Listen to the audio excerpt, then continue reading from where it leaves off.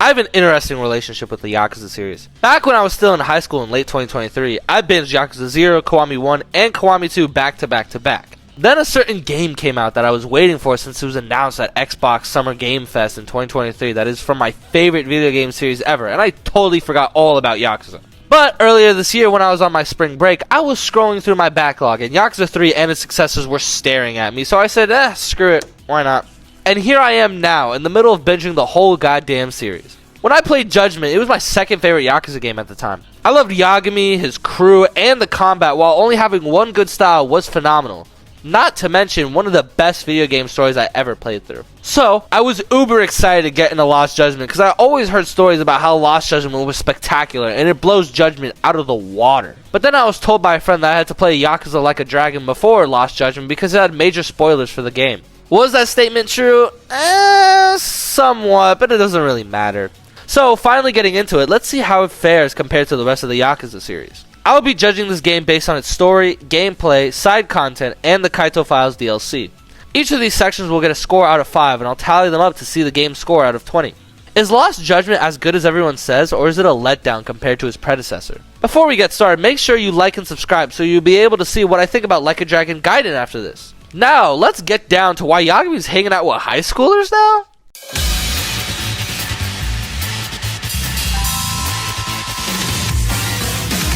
Obviously, when talking about the story, I will mention spoilers, so I'll have a dedicated spoiler section later on, but for now, I'll go on about the basics of this story. Judgment's plot was amazing in itself because it was a murder mystery where not only is the murderer a shock, but also doesn't just end with him getting beat up or something like that. It takes a more real-world approach, or as close as you can get, and tries to take down the villain in court rather than just beat them up and they decide to quit afterwards. So, going into Lost Judgment, I was excited but curious if they could top the original Judgment's amazing story. Now, I don't think they did, but it's still quite good. Lost Judgment is a story about bullying and how bullying is mainly overlooked in not only the Japanese government, but most governments as a whole. Bullying sits in this legal gray area where unless something extreme happens like someone attempting or committing suicide, no one gets persecuted for their crimes. And even when that happens, a lot of these stories get pushed under the rug to save someone's ass or to not make national headlines.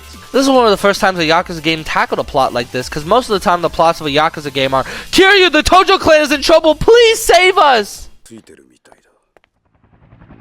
Huh? What? A helicopter? Yo, where the fuck they get a helicopter from? A machine gun? What are they? What did they get that? What did they just happen? Yo, no, Kiryu is not that big of an enemy, bro, where you gotta switch him down like that. What the f? I love how fresh this plot feels, yet still keeping the Yakuza feel to these games. Even though it's also a murder mystery, you find out who killed the victim midway through the story, which is kinda neat. I like that. Even though they also did that in Judgment, but like kinda close to the end, but like it wasn't officially that, whatever.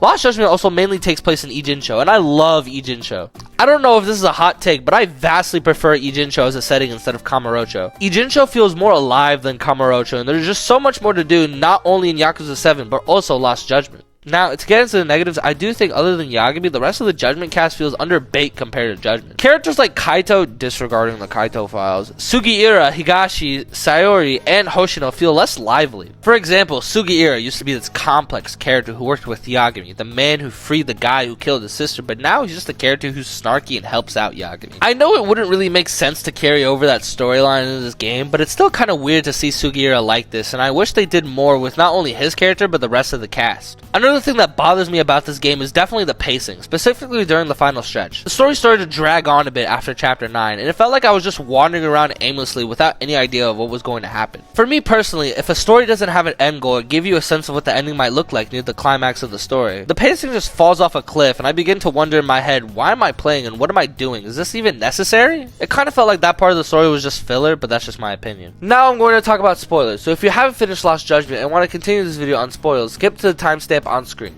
You have been warned. Okay, now that I've given you a warning, I want to talk about Kuwana. I love Kuwana as a villain. When a villain is doing awful things for the betterment of society, it always intrigues me 10 times more than a villain who's just evil for the love of the game. Don't get me wrong, I still like some villains like that, but any villain who has good intentions but still is evil at the end of the day always catches my eye. Kuwana was the teacher of a classroom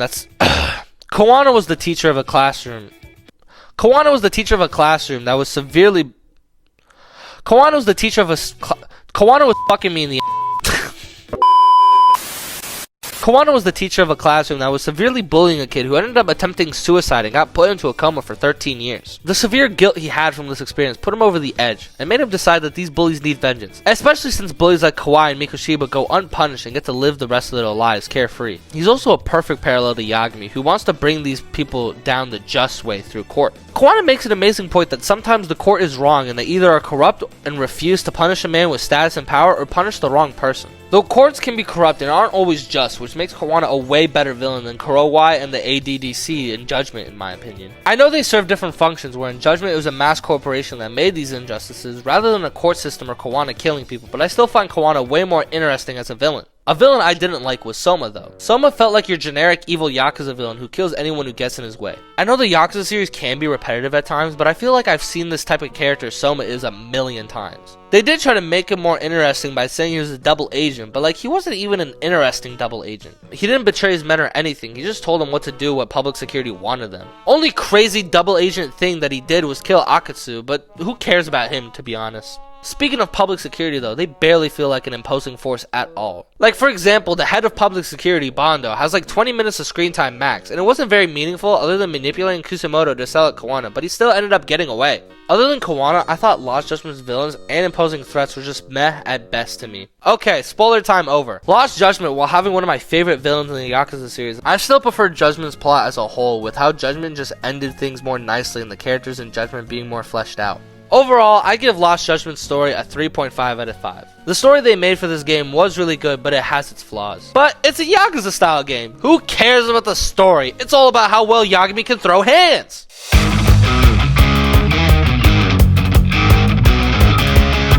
5 out of 5. Next.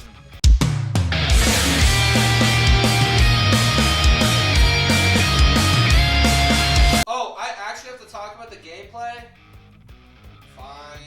When talking about the gameplay for this game, I mainly want to focus on the combat, but I'll touch briefly on the tailing, stealth, and climbing sections.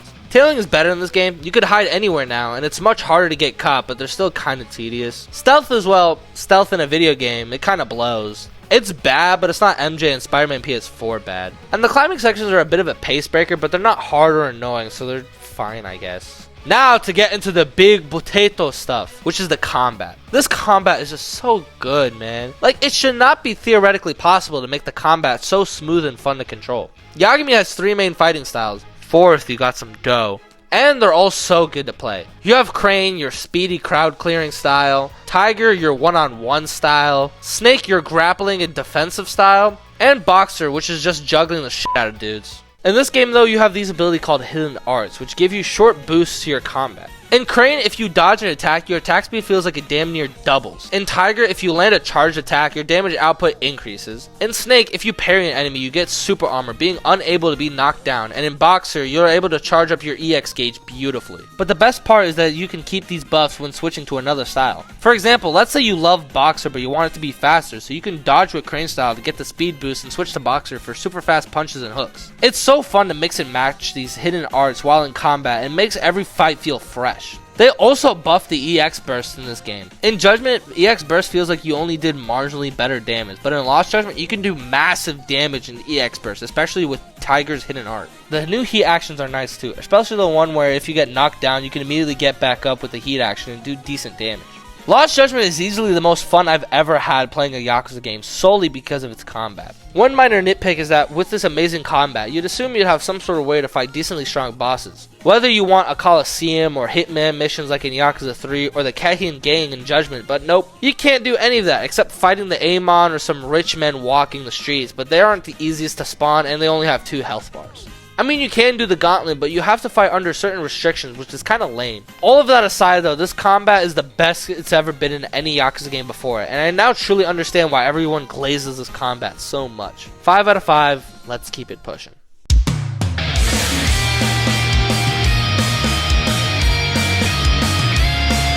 When I think of Judgment side content, I think of...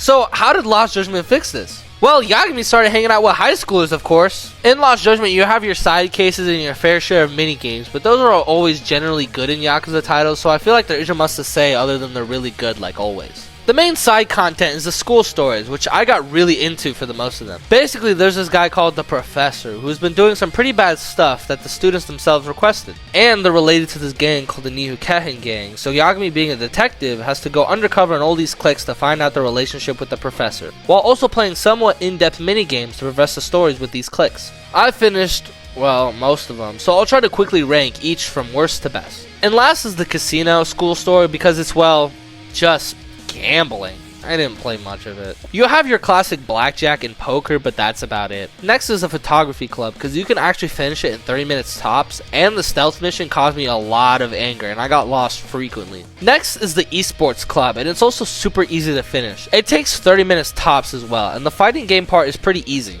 And I suck at fighting games. Next I have the girls bar, which the actual minigame is boring as hell. You just answer simple questions and it's the same questions on repeat. But all the side cases for the girls are pretty interesting, so it gets a pass for me. Next is the skaters, which I thought was going to be really cool because skating is cool, but the minigame gets somewhat repetitive, but it's still fun and you get good rewards from it too. Next I'll put the robotics club. It's really fun, but gathering materials for your parts is such a drag, and the difficulty spike was bad enough for me to just give up on finishing it. Next I'll put the dance club, which is a pretty simple rhythm game, but it's still fun to play through, and the story is kind of nice. Then in the next spot I'll have the biker gang, which gave me a lot of trouble at first. Yeah. Fuck! God damn, man! But I ended up growing to like it, and the story also was really damn good. Then, finally, at number 1, I have to put the boxing gym. I got really into the boxing gym. The actual boxing part was so fun, and the story was great, and I really felt for Oshikiri with his struggles. Overall, I like the school stories edition. They gave us lots of short but sweet mini games to play through. Like, I'll definitely be going back to the boxing gym or the biker gang for some races in the future. I'll give these a 4 out of 5, and I'm pretty impressed from the step up it had from... But enough about the high schoolers. I want to play as a really buff and burly man.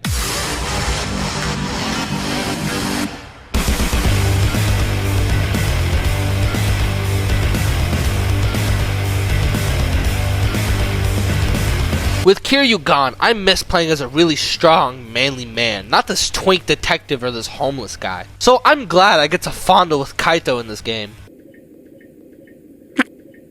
I worded that incorrectly. As the name suggests, the Kaito Files lets you play as Masahiro Kaito, Yagami's partner. Yagami is currently out of town, so Kaito has to man the fort of Yagami Detective Agency, and doing so, he finds out he has a kid with his ex-girlfriend 15 years ago and hasn't paid a lick of child support. I bet Terrell Owens would be so jealous.